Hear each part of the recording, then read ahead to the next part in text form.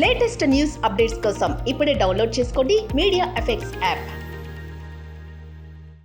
Welcome to media effects. Indian సినిమాల బడ్జెట్లు కోట్లను దాటుతున్నాయి. అంటే అసలు ఏమాత్రం తడుముకోకుండా ఎస్ అని అంటున్నారు ట్రేడ్ పండిట్స్.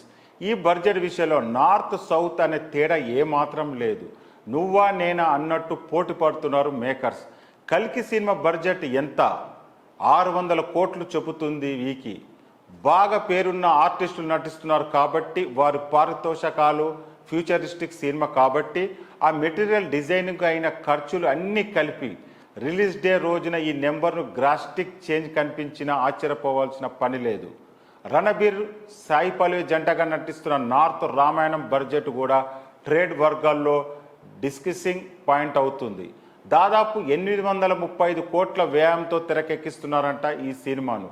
భారీ సెట్స్, విజువల్ ఎఫెక్ట్స్ వీటన్నిటికీ కలిపితే ఆ మాత్రం ఖర్చు అవుతుందని మాట్లాడుకుంటున్నారు నెటిజన్లు.